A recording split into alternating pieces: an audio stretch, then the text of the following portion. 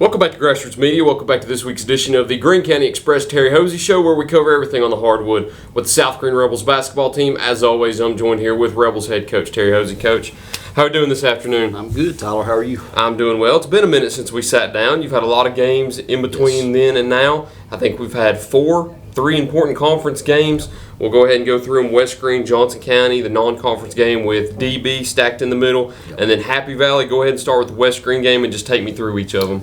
West Greene County rivalry came in and we kind of jumped out on them early and they never did really recover.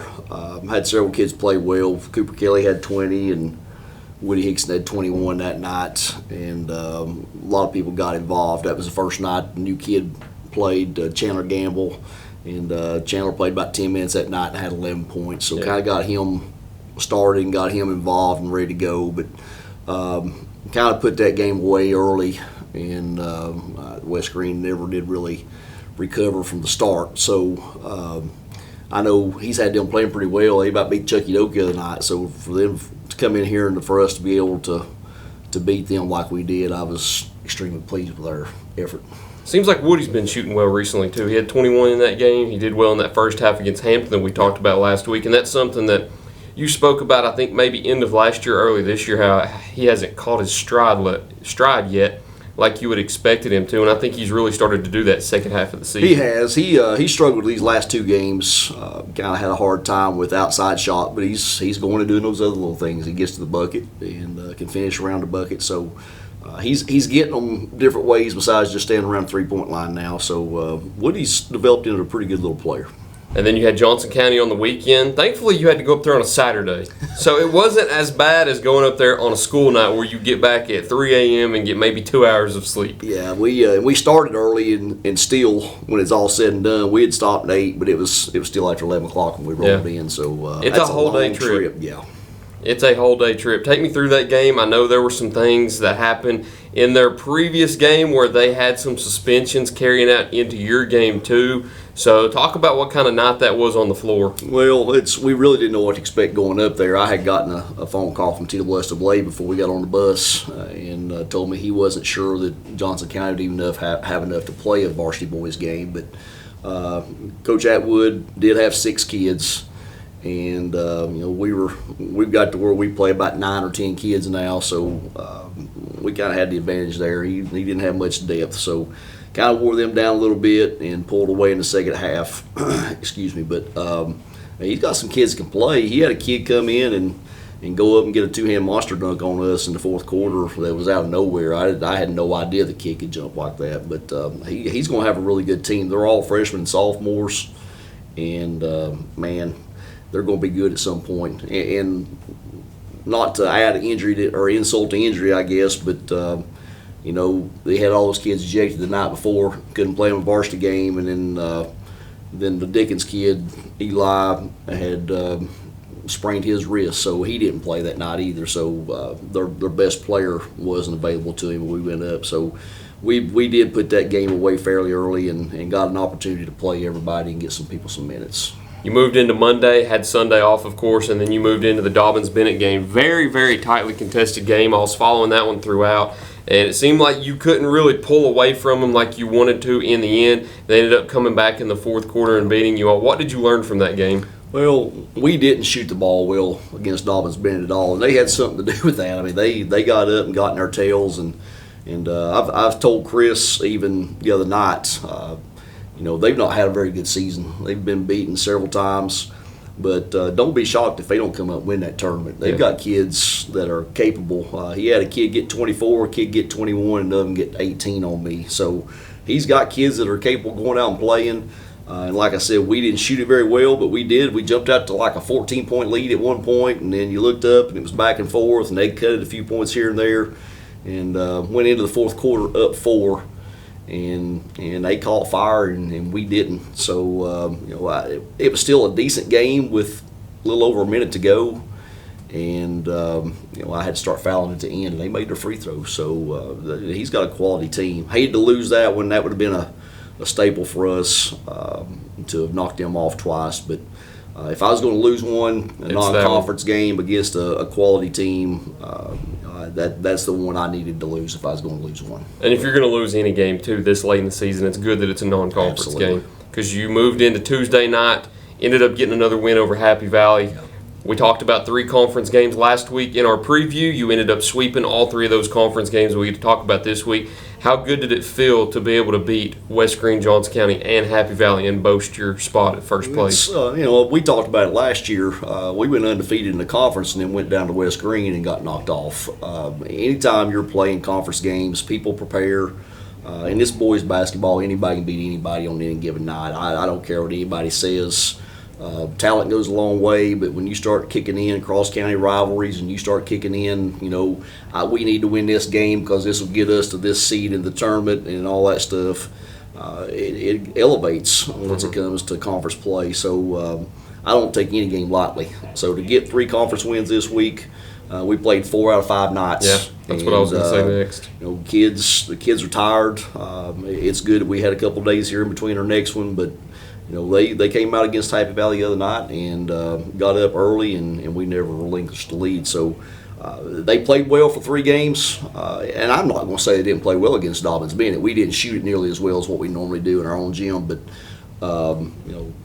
had an opportunity to win that game up until the last minute and a half. So when it's all said and done, I'm very happy with the way we performed this past week, especially playing 4 out of 5 nights. Did it truly feel like a tournament setting in a way where you play so many back-to-back? And that's what I told the guys, this is what it's like. So you better be ready to go. And it kind of gets you that motivated.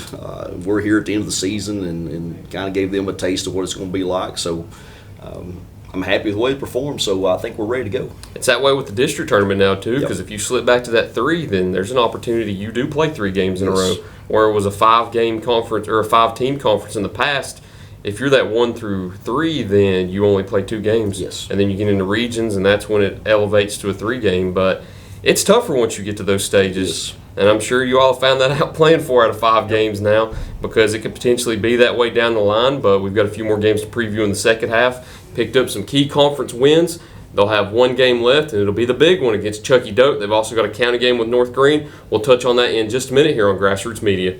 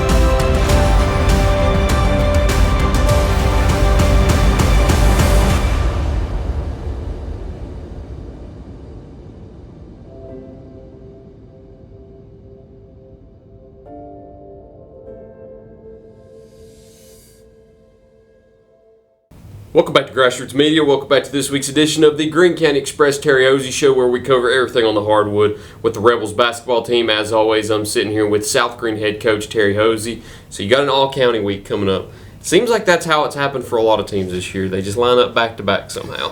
One of them being the pivotal conference game with Chucky Doak, one of them being at the Husky Den, which is one of the toughest places to always go and play every single year. We'll start on the Chucky Doak game since it's the soonest and since it's the biggest one with the highest stakes possible. Yeah.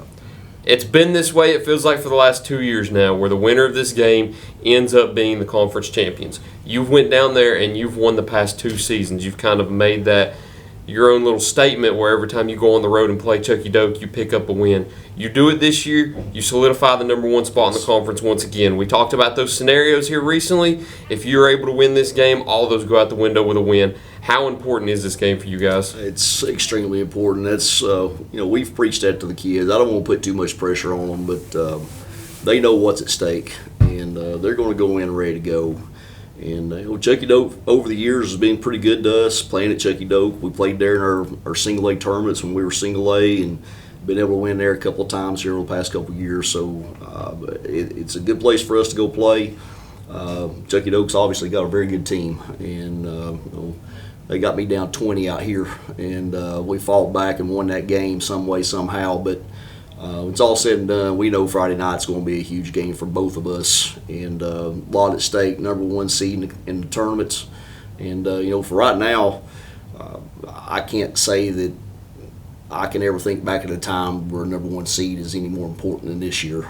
With Chucky Doak, and Hampton, all right there battling back and forth, and when I start looking at that district tournament, how that thing plays out, number 1 seed plays, the winner of that 4 or 5, and that 2 seed plays more likely the 3-6, which is more likely going to be you're either going to play Chucky Doak or Hampton. So it's very important for us, to try to get to that conference championship in that tournament. And people always say, it don't really matter. What matters is that next week when that region starts, if you can get to the region. But I know what's waiting on us in that region, and if you don't finish first, you're either going to face Alcoa, Austin East, or Gatlinburg-Pittman in that first round of the region. Even though it's at your own place, you're still going to have to play one of those 3 teams. So it's going to be a brutal tournament as far as the region goes, and getting this number 1 seed goes a long ways toward at least maybe getting into that semifinal game of that region. And if there's anything that we've learned in the past week, it's that anything can happen in that region too. I think Gatlinburg-Pittman knocked off Austin East here recently, yep. And I think Alcoa might have knocked off Austin East also. And Austin East was the team that everybody thought could maybe jump into that conference and take the 1 seed, and now they've lost 2 to the 2 teams that held those 1-2 spots the last few years. Speaking of anything can happen, we've kind of talked about those scenarios, talked about it a little bit on Saturday with Dr. Wilhoit. And also, side note with Dr. Wilhoit, she likes to brag about the amount of views that she gets.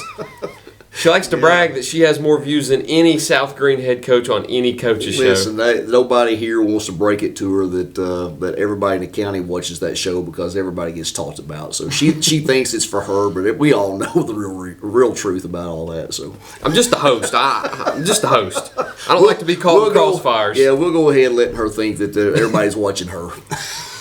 But going back to what we talked about, there's still that scenario. We know what that scenario is, where if Chucky Doak were to knock you off and then they were able to go up to Hampton and Hampton were to knock them off, there's a 3-way tie at first where every team is 8-2 and has a 1-to-1 split in the head-to-head against every team. With that, we've already talked about what the number draws would be, but you have that opportunity against Chucky Doak this Saturday to erase all of that and all of those ifs with a win. You would claim that number 1 spot, because then that would be your final conference game and you'd have 1 loss.